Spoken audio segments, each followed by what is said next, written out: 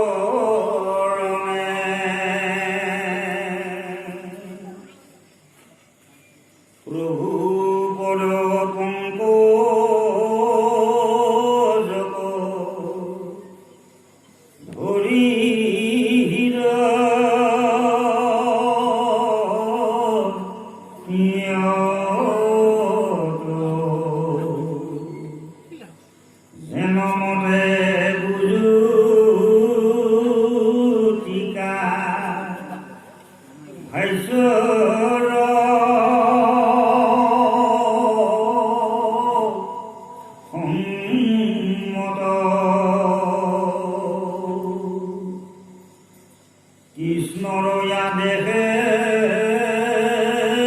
আমি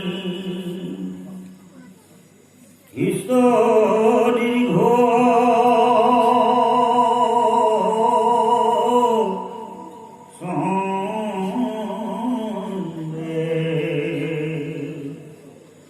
বিৰসিব নব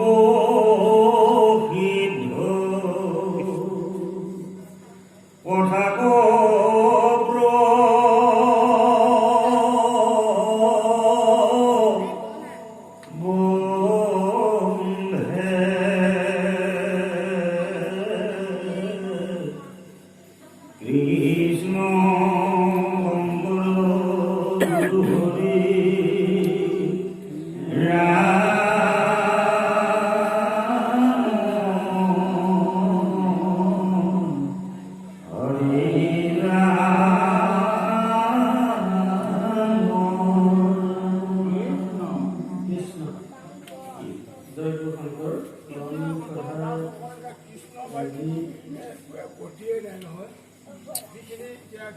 কৃষ্ণ হৰি কৃষ্ণ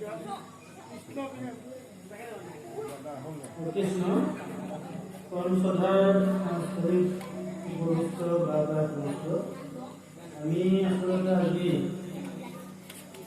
শুনিম বুলি আহিছোঁ। আমাৰ বাজনাই আমাৰ সদস্য জড়িত কাহিনী শুনি তেখেত নাহে বৰ আগ্ৰহ কৰি তেখেতৰ ব্যাখ্যা শুনিম। যাই নহওক তেখেত নহাৰ কাৰণে আমাক এই আত্মাসৱে আগবঢ়াই দিছে আৰু এই আসনখনৰ যোগ্য আমি একেবাৰে নহয়, কাৰণ আমাৰ নিশ্চয় জ্ঞান নাই। আমি শুদ্ধ মগজ বিশ্বভাৱে আপোনালোকৰ আৰু যিখিনি পাৰোঁ আমি প্ৰকাশ কৰিবলৈ আগবাঢ়িছোঁ। তাত হ'বই আৰু আমাৰ স্বাস্থ্যও ইমান ঠিক নহয়, তথাপিও আমি পাঠৰ মাধ্যমেদি আমি দুআষাৰ আগবঢ়াই যাম। আপোনালোকেও সহযোগ কৰিব, সহযোগ কৰিলে ভাল লাগিব। আৰু তাৰ প্ৰতি আমি সবাই চৰণত সদায় প্ৰাৰ্থনা জনাওঁ, আপোনালোকৰ কৃপা যদি নহয় তেতিয়াহ'লে আমি এই আসনখনত বহি আপোনালোকক দুআষাৰ কোৱাৰ আমাৰ কাৰ্যশক্তি নহয়। গতিকে সমস্তই আমি চৰণত সেই কৃপা বিচাৰিছোঁ, আপোনালোকে কৃপা কৰিব। আমি তাৰ লগতেই আপোনালোকেও সহযোগ কৰি আমাক আগবঢ়াই লৈ যাব বুলি আমি ভাবি আমি আজি এই নিমি নৱসিদ্ধ সংবাদ একাদশ স্কন্ধ এইভাগ আপোনালোকে নিৰ্বাচন কৰি দিছে। প্ৰথম আমাৰ মংগলাচৰণ ইতিমধ্যে আমাৰ লাভজনাই কীৰ্তন কৰিছে, তাৰ মাধ্যমতে আমি দুআষাৰ আগবঢ়াব বিচাৰিছোঁ।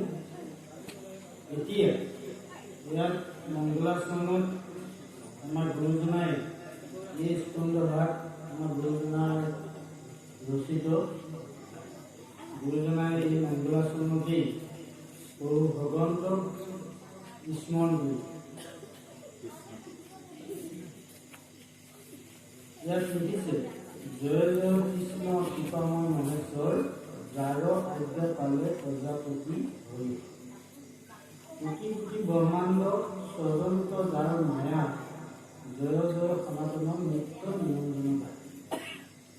আমাৰ শুদ্ধ মংগলেদি এইবিলাক আমাৰ ভাগৰ ভাষা নাহে।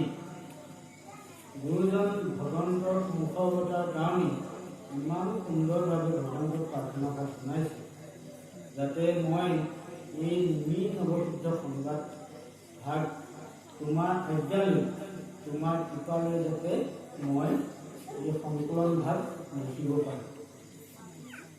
এতিয়া লিখা আগমুহূৰ্ততেই তেখেতে প্ৰাৰ্থনা ভগৱন্তক সুন্দৰ।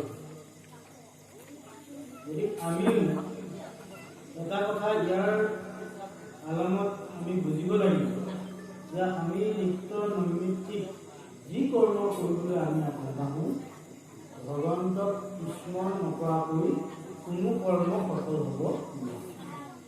গতিকে আমি কৰ্মত আগবঢ়াৰ লগে লগে তেওঁক কিন্তু স্মৰণ কৰি ল'ব লাগে। গুৰুজনাই এই মংগলাচৰণৰ জৰিয়তে আমাক এই আদৰ্শটো প্ৰতিষ্ঠা কৰিছে আৰু প্ৰভু ভগৱন্তক তেওঁ এই কথাখিনিৰ জৰিয়তে তেওঁ এই নিমি নৱসিদ্ধ সংবাদ ভাগ তেওঁ লিখিবলৈ আগবঢ়াইছে আৰু কৃষ্ণৰ আজ্ঞাতহে তেওঁ লিখা বুলি পেলাই কৰিছে। এতিয়া মূল বিষয়টো সেইটো মংগলাচৰণৰ যে কৃষ্ণ আদেশে আমি হৰ্ষ দীৰ্ঘ চন্দ্ৰ। তেওঁ যদি আদেশ নহয় আমি কিন্তু একো কৰিব নোৱাৰোঁ। আমি যিমানটা যি কৰ্মই কৰি আছোঁ তেওঁ আদৰ্শতহে বা আদেশতহে আমি কৰিছোঁ। গতিকে আমি এইভাগ বিশেষ বহলাই নকওঁ, আপোনালোকে বুজি পাইছিল। এতিয়া এই নিমি নৱসিদ্ধ সংবাদটো আমাৰ এই ভাগৱত শাস্ত্ৰ একাদশ স্কন্ধৰ একেবাৰে সাৰ বস্তু আৰু এই ভাগ শৰণ চন্দ্ৰ বুলি পেলাই কোৱা, কাৰণ ভকতিৰ মূল বস্তুটো একাদশ স্কন্ধত বাধা। গতিকে এইটো শৰণ চন্দ্ৰ। গতিকে শৰণেই আমাৰ আদিমূল। এতিয়া শৰণকে নিজৰ ভকতীয় বিজয়, তাৰ ফল ৰস শৰণ শৰণ বিনাই ভকতি কৰ যেন এমাৰ আমাৰ গুৰুজনাই। গতিকে এই শৰণ চন্দ্ৰটো অৰ্থাৎ একাদশ স্কন্ধটো আমি ইমান মনোযোগেৰে শুনিব লাগে যাতে আমাৰ কৰ্মবিলাক অৰ্থাৎ শ্ৰৱণ কৰা দুৱাৰখন যাতে আমি ঠাইলৈ নাযায়। আমি কিবা বুজাব পাৰোঁ নোৱাৰ পিছৰ কথা, কিন্তু আপোনালোকে কীৰ্তন কৰোঁতে সুন্দৰকৈ শুনি যাব। ইয়াৰ নিমি নৱসিদ্ধ সংবাদত তাত্ত্বিক কথাখিনি ইয়াত প্ৰকাশ হৈছে। গতিকে আমাৰ প্ৰথমতে ইয়াৰ পিছতে আছে নাৰদ আৰু বাসুদেৱৰ সংবাদ। আমাৰ গুৰুজনাই পাঠ কৰিছে। কৃষ্ণ নাৰদ বাসুদেৱ সংবাদ। বাসুদেৱ বৈকুণ্ঠৰ শাস্ত্ৰইটো মহা ভাগৱত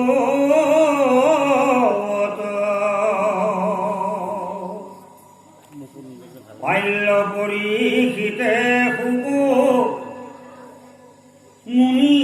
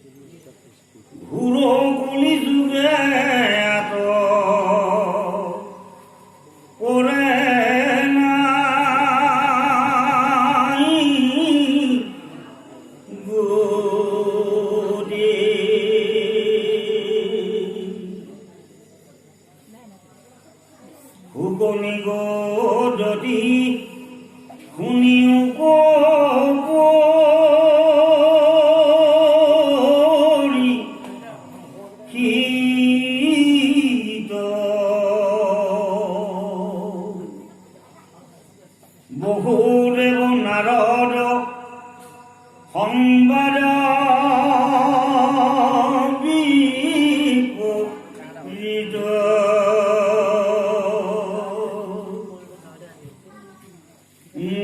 নৱসিদ্ধে যেন ভোলা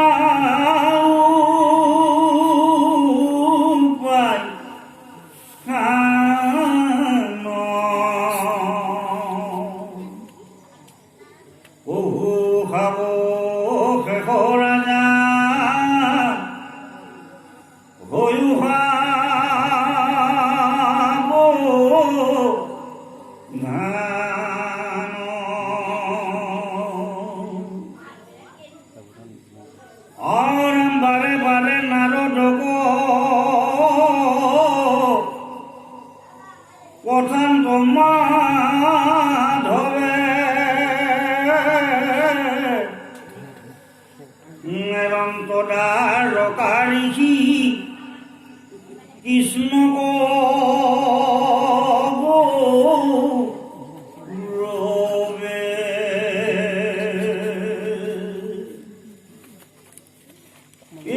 জীবন্তে মুকুটতে জানি বাহাই খাদ তথাপি পুত ফুকয়াতি কৃষ্ণ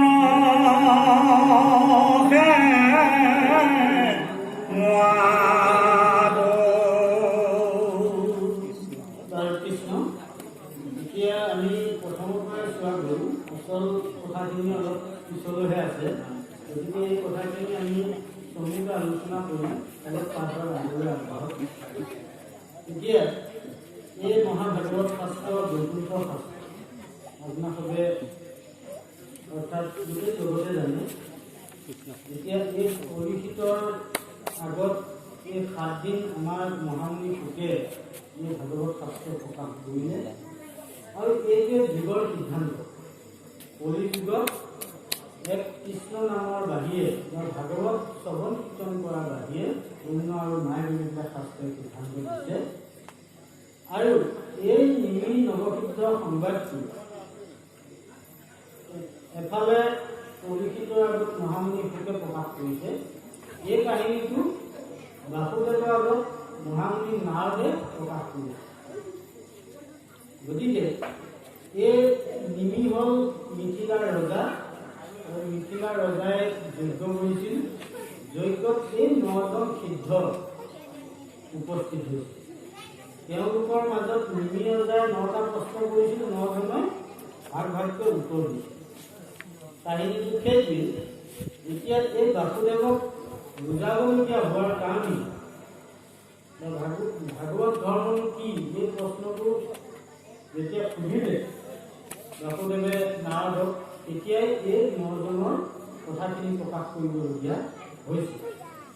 ইয়াত এটা কথা প্ৰকাশ কৰিলে যে বাৰে বাৰে নাৰদক প্ৰথান্ত মাধৱ যেতিয়া প্ৰভু ভগৱন্ত এই জাপত অৱতাৰ ধাৰণ কৰিলেহি, নাৰদ এই দ্বাৰকাতে থকা তেওঁ কোনো নোযোৱা।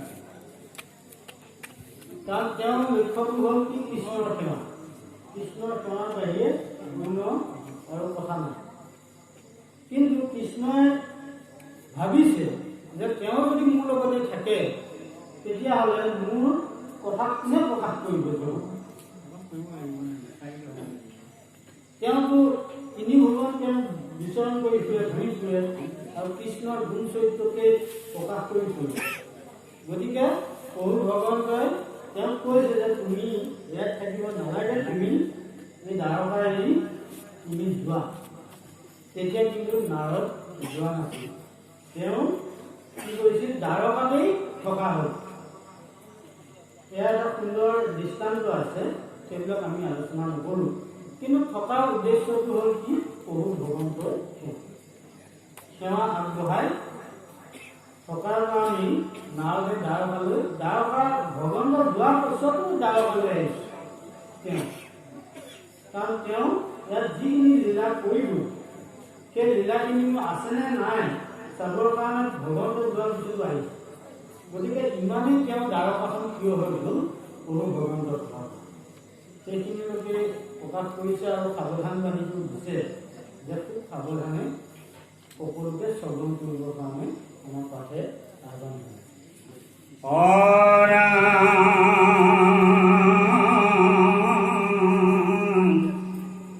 মুকুতি সুখটো কৰি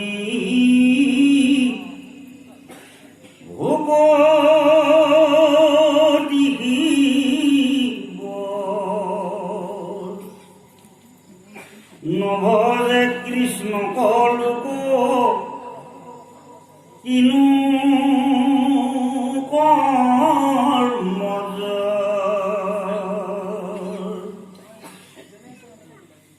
আৰাম বাক্য কৰ্ণ মুখ আচৈ মানে যাৰ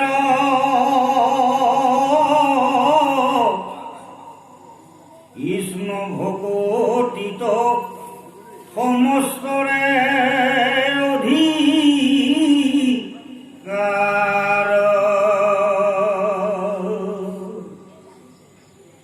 কৃষ্ণ পদ পংকজক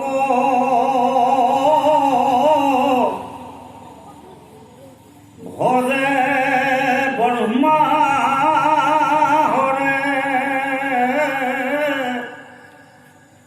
নৰতম পায়াতে কমন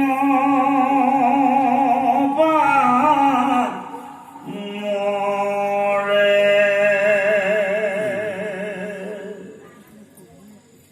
একুশ স্থানে মনুষ্য মৃত্যুৰ ন্যায় হাত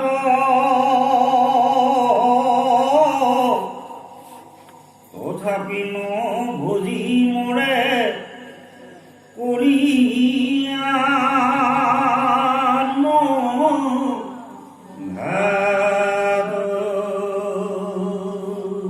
কৃষ্ণ তো আমাৰ কাৰণে গুৰুত্বপূৰ্ণ কথাখিনি ইয়াত প্ৰকাশ কৰিছে যে ভকতি কৰিলে মুকুতিটো অনায়াসেই মুকুতিটো আৰু সুকীয়াকৈ বিচৰা বস্তু নহয়।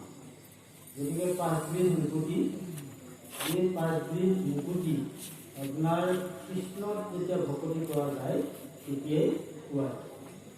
আৰু এই কৃষ্ণক ভজাৰ লগে লগে আমাৰ যিবিলাক কৰ্মজ অৰ্থাৎ বিপদ বাসনাবিলাক আপোনাৰ আপুনি নাইকিয়া হয়। তাৰপিছতে ক'লে যে বাক্য কৰ্ম মন মুখ আশ্ৰয় মানে যায়। এইকেইটা বস্তু সকলোৱে থাকিলেও মানুহৰ ক্ষেত্ৰত অন্য জীৱ জন্তুতকৈ পৃথক। কাৰণ বাক্য বা শব্দ উচ্চাৰণ অন্য জীৱ জন্তুবিলাকেও পঢ়িব পাৰে, কিন্তু সেইবিলাক আমি বুজি নাপাওঁ। বা অন্য জীৱৰ বাক্য বুজি নাপায়। গতিকে মানুহে এই বাক্য ক'ব পাৰে, মানুহে বুজিব পাৰে, কৰ্ম শুনিব পৰা যিটো ব্যৱস্থা অন্য জীৱসকলৰ থাকিলেও পাৰ্থক্য। আৰু মনটোৱে আমাৰ আদিমূল। গতিকে অন্য জীৱৰ মনৰ কথাটো সেইটো বেলেগ, কিন্তু মানুহৰ মনটো অলপ বেলেগ ধৰণৰ। গতিকে এই চাৰিটা বস্তু থকা জীৱশ্ৰেষ্ঠ মানুহকহে এই কথাখিনি প্ৰকাশ কৰিছে যে যিসকলৰ এই কথাটো আছে, এই ব্যৱস্থাকেইটা আছে, সেইসকলৰহে কৃষ্ণ ভক্তি কৰাৰ অধিকাৰ আছে, বাকীবিলাকৰ নাই। সেইকাৰণে